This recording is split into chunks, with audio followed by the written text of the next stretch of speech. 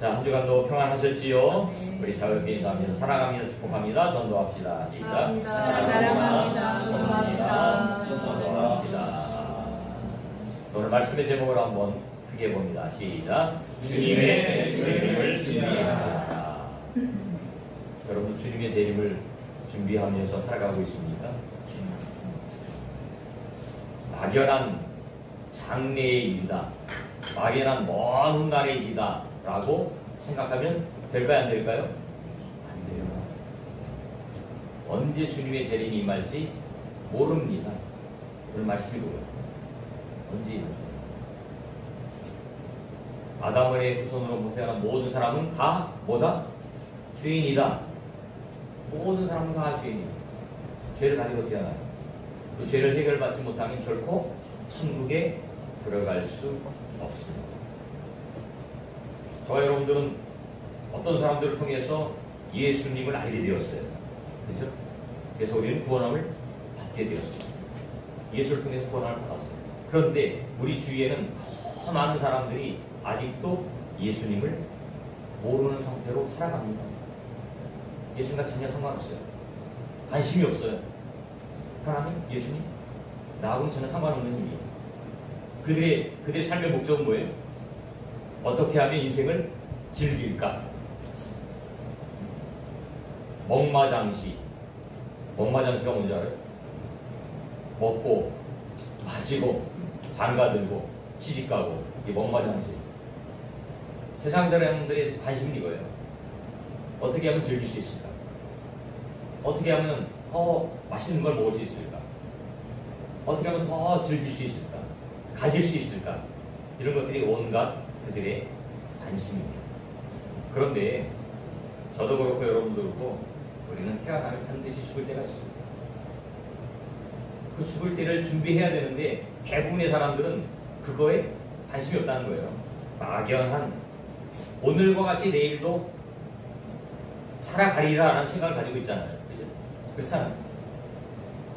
근데 우리 마음대로 되나요? 마음대로 아니에요. 지구상에 일어난 일들을 보세요. 지금 수많은 일들이 일어나고 있죠. 지금 이란과 이스라엘이 전쟁이 벌어졌습니다. 이란과 이스라엘 전쟁이 벌어졌습니다. 수많은 사람들이 죽고 있습니다. 우리 뭐 옛날에 우리나라 전쟁을 겪어봤지만 저와 여러분들 전쟁 세대는 아니잖아요. 전쟁이 일어나고 있어요. 폭탄이 떨어져 보세요. 수많은 사람 죽는 거예요.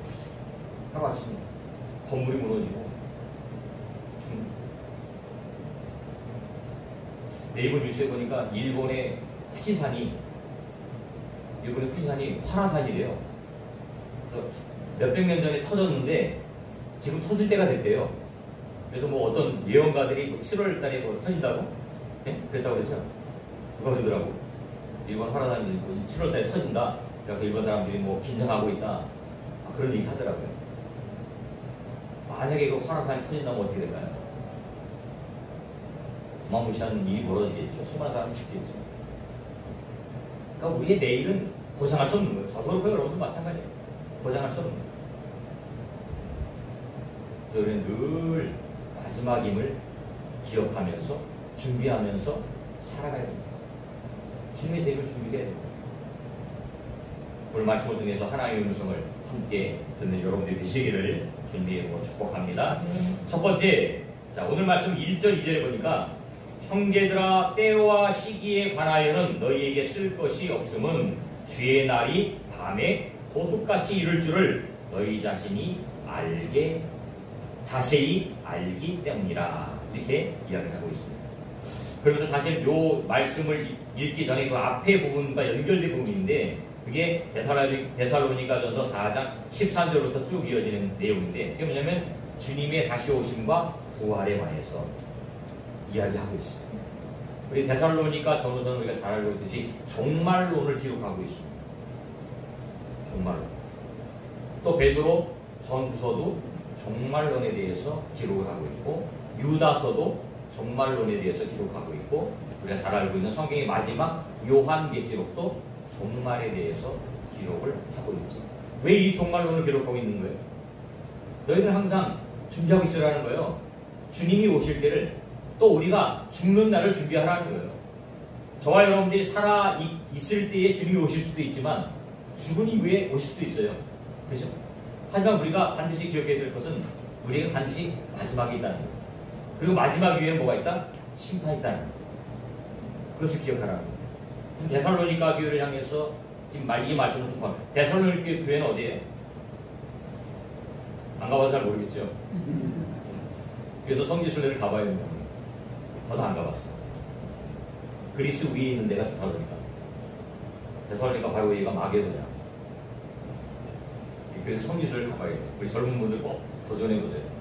저도 이스라엘은 가봤지만 터키도 못 가봤고 요르단도 못 가봤고 또 그리스하고 또 이런 데 못 가봤어요. 꼭 가보고 싶어요. 갈 수만 있다면.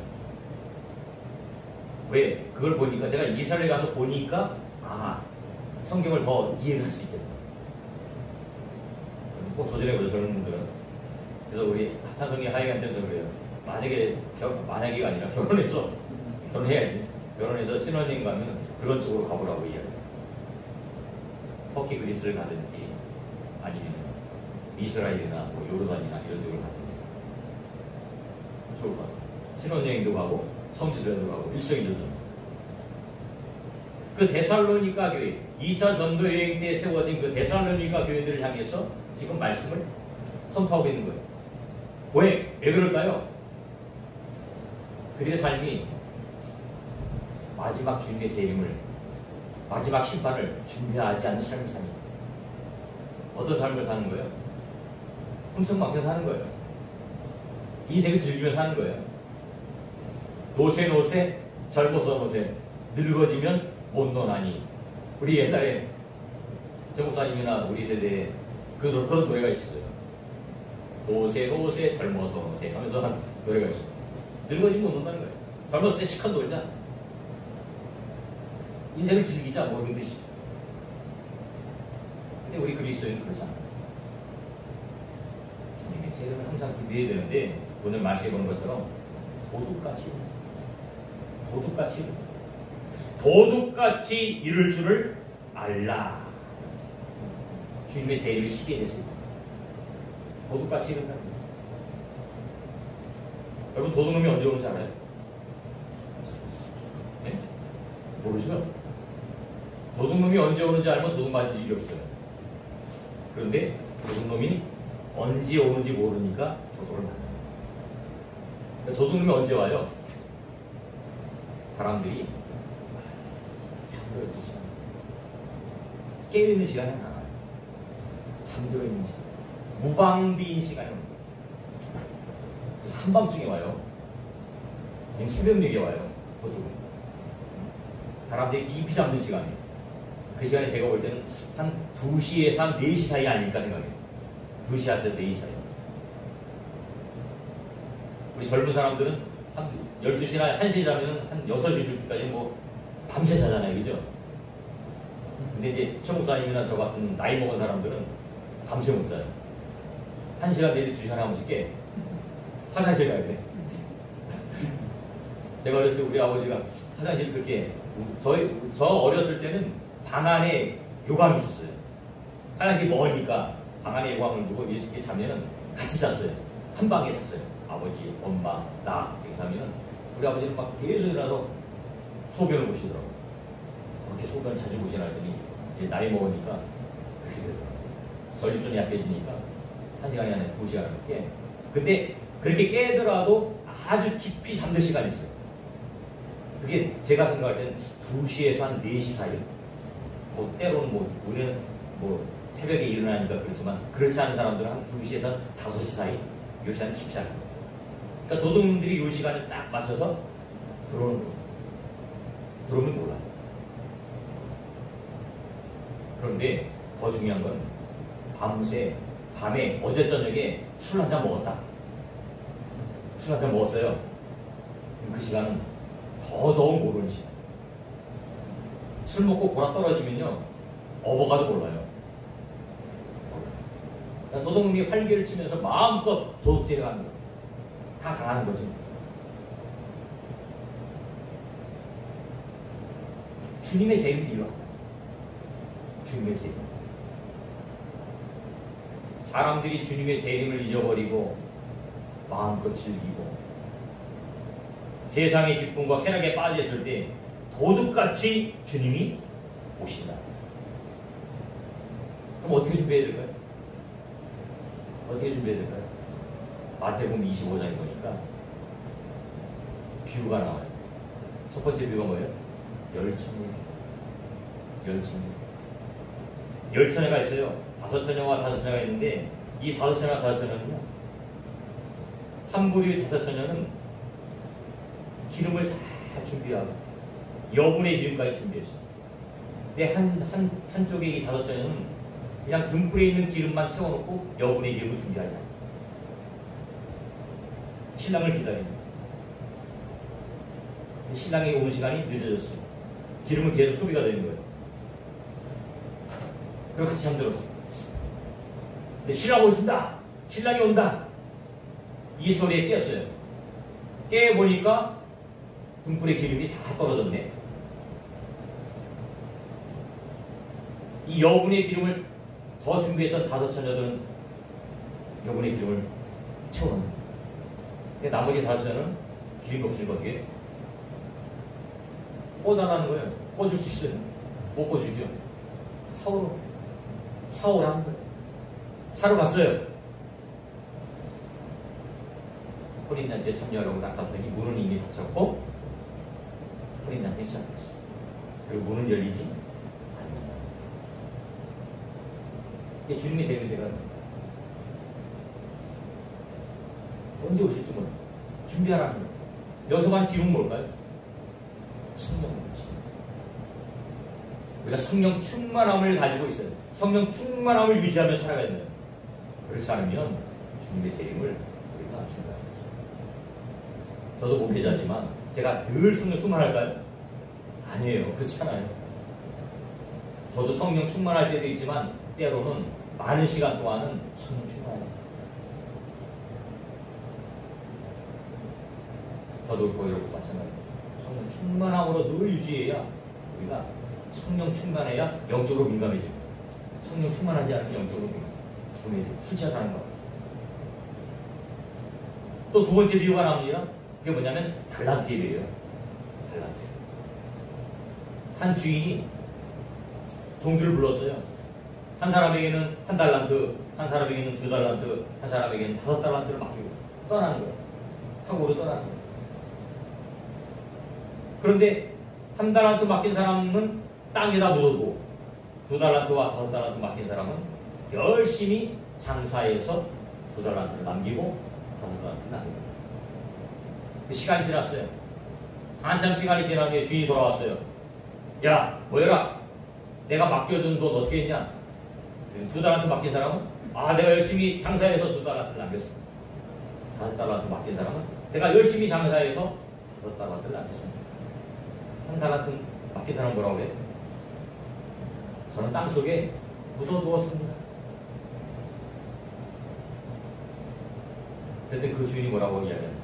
악하고 게으른 종아. 또 달란트를 남긴 사람들은 착하고 충성된 종아. 그렇게 이야기하죠. 여기서 말하는 달란트는 뭘까요? 우리 사명이죠. 저와 여러분들에게 맡겨진 사명이 있다는 거예요. 어떤 사람에게는 1달란트, 어떤 사람에게는 2달란트, 어떤 사람에게는 5달란트의 사명을 주셨어요.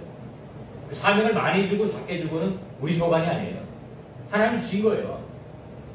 나에게 1달란트를 주셨다면 그 1달란트를 열심히 활용해서 사용하면 되는 거예요. 어떤 사람은 5달란트 맡겼다면 5달란트를 열심히 활용하면 되는 거예요. 근데 5달란트 맡겼는데 1달란트 맡긴 것처럼 활용하면 그 사람은 4달란트를 소비하는 거예요. 그러니까 자기 맡겨진 사명을 잘 감당하는 게 아니지. 그 사명을 감당하는 거예요. 나중에 주님이 계산하실 거예요.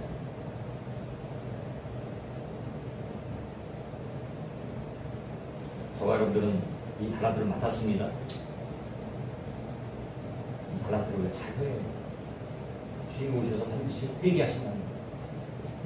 계산하신다는 거. 주의 날이 언제 올지 도둑같이 온다는 거. 두 번째로 3절 말씀 한번 같이 읽어봅니다. 시작. 그들이 평안하다 안전하다 할 그때에 임신한 여자에게 해산의 고통이 이름과 같이 멸망이 갑자기 그들에게 이르니 결코 피하지 못하리라.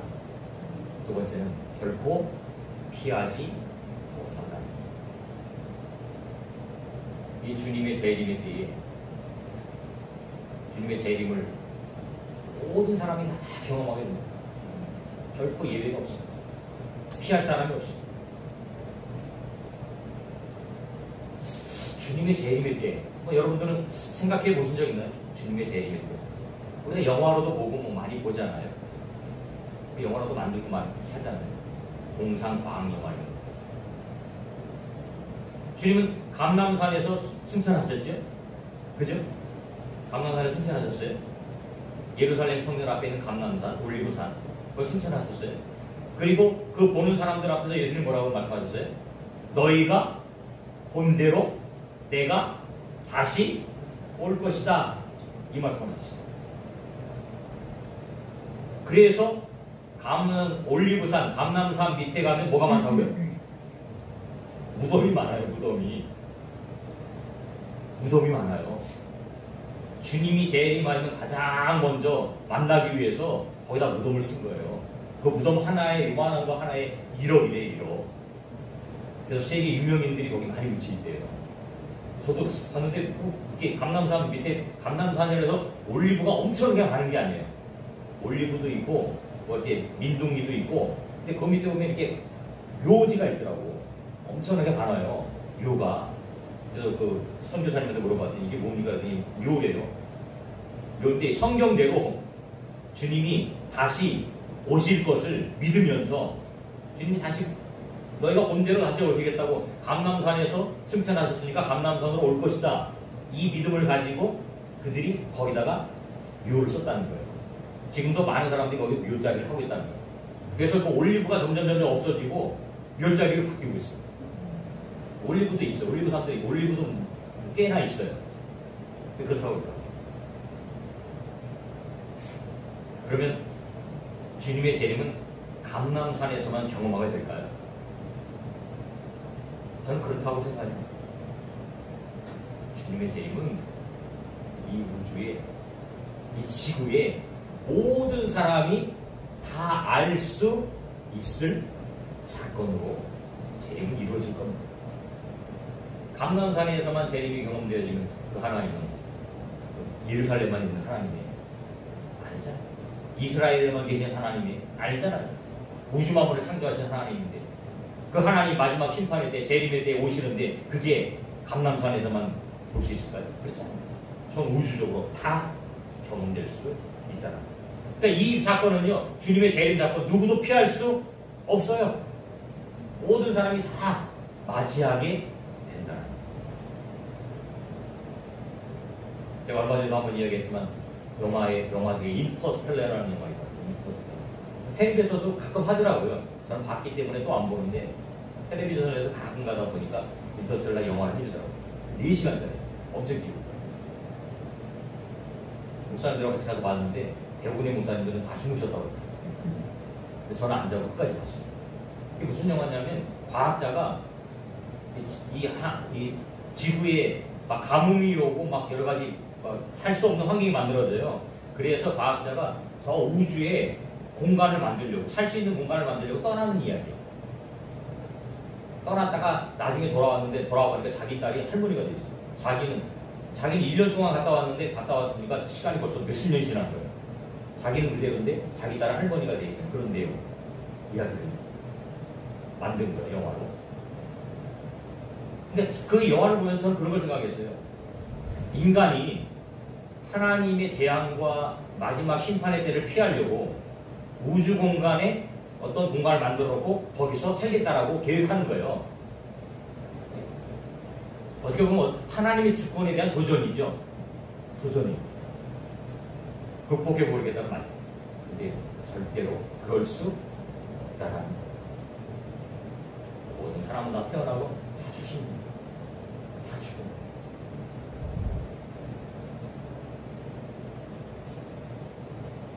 피하지 못하면 즐기라는 말이죠. 우리 그리스도인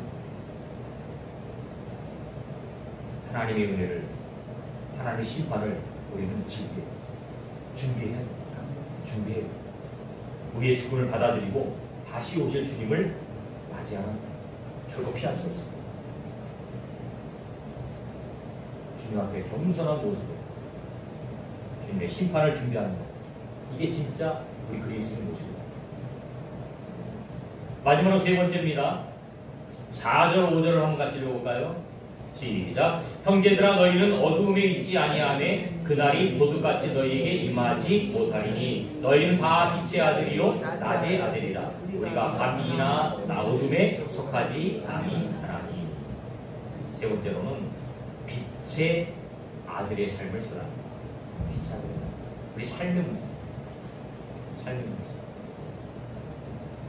근데 4대를 보니까 너희는 다, 아니 4대 형제들아 너희는 어두움에 있지 아니하매. 그렇죠?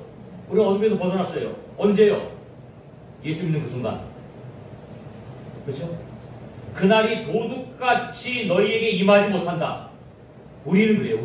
우리 믿는 사람들에게는 도둑같이 임하지 않는다. 왜? 우리 깨어있으니까. 우리 준비하고 있으니까. 준비하지 않으면 도둑같이 임하지만 준비한 사람에게는 도둑같이 임하지 않는다는 거예요. 그러면서 5절 말씀, 너희는 다 빛의 아들이다. 낮의 아들이다. 그러므로 6절에 보니까 우리는 다른 이들과 같이 자지 말고 오직 깨어 정신을 차리자. 잔다는 게 뭐예요? 여기서 말하는 잔다는 건 잠을 잔다는 게 아니에요. 영적인 무감각을 말합니다. 영적인 일에는 전혀 관심 없고 육적인 일에만 관심을 두는 그런 사람. 그게 미련한 다섯처럼, 기름의 등불을 준비하지 않은 다섯처럼. 그게 자기의 사명, 자기 달란트를 묻어두는 한 달란트 받은 사람의 모습이라는 거예요. 저와 여러분들은 빛의 아들로 살아요. 빛과 어둠은 함께 존재할 수 없어요. 빛이 물러가면 어둠이 찾아오고 빛이 찾아오면 어둠이 반드시 물러갑니다. 예수님은 자기 자신을 향해서 뭐라고 그래요? 나는 빛이다 이렇게 말씀하죠. 요한복음 8장 12절에 보니까 예수께서 또 말씀하시되 나는 세상의 빛이니 나를 따르는 자는 어둠에 다니지 아니하고 생명의 빛을 얻었다. 예수님 빛이고 예수님은 생명. 그 빛이 바로 생명이다. 우리 생명을 얻었어. 생명. 여러분 안에 뭐가 있어요? 생명이 있어요. 길 나가보세요. 똑같이 사람들이 걸어서 움직이지만요, 어떤 사람은 죽은 사람이 있고 어떤 사람은 살아있는 사람. 예수 그리스도의 아들, 예수 그리스도의 아들이 하나님의 아들이죠. 하나님의 아들 그리스도가 있는 자는 살아있는 자고 하나님의 아들 그리스도가 없는 자는 죽은 자. 살아있지만 죽은 자. 생명이 없는 자. 저와 여러분들은 생명을 얻었습니다. 생명을 가지고 있습니다. 늘 깨어있는 거예요. 주님이 오실 때를 준비하는 거예요. 그래서 실제로 보니까 자는 자는 밤에 자고 취하는 자들은 밤에 취하되 8절 우리는 낮에 습하였으니 정신을 차리고 믿음과 사랑의 호심경을 붙이고 구원의 소망의 척을 쓰자. 호심경이 뭐예요? 가슴을 모아는 믿음으로, 사랑. 하나님을 믿는 믿음으로. 사랑은 어떤 사랑으로? 영혼을 사랑하는 마음. 영혼 구원의 열정을 가지고. 어떤 사람이 주님에게 물어보죠. 예수님에게 물어보죠. 세상에서 가장 큰 계명이 뭡니까? 주님 뭐라고 말씀하세요? 하나님을 사랑하라. 두 번째는 내 이웃을 내 자신같이 사랑하라. 우리가 사랑하는 가장 큰 표현이 뭐예요? 그것입니다. 영원도 전체. 많은 사람들이 나는 천국에 갈 확신이 있으니까 나는 끝이고, 이 세상 사람들은 알아서 지들이 알아서 살겠지 이렇게 생각해요. 우리가 직무유기라고 했죠. 우리에게는 맡겨주셨어요. 영원도.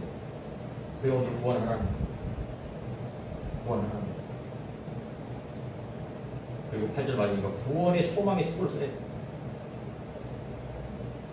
나도 구원받아야 되지만 우리 주위에 있는 사람들도 구원받아야 돼. 저희는 반드시 죽습니다. 주님의 재림의 때를 준비해야 됩니다. 우리 언제까지 살 수 있을지 몰라요. 주님이 오라면 하는 거예요. 우리 금요일마다 항상 기도할 때 그거 빼놓지 않는데, 나라 민족을 위해서 기도하고 저 북녘 땅을 위해서 기도합니다. 북한이 언제 우리나라에 미사일 쏠지 몰라요. 네? 언제 쏠지 모르는 거예요. 우리나라 안전하다고요? 안전하지 않아. 언제라도 미사일 쏘면 아마 인천들이 가장 먼저 떨어질 거예요. 수도권이. 주님의 재림의 때를 늘 대비하고 깨어서 기도할 수 있는 저와 여러분들이 되시길 주님의 이름으로 축원합니다.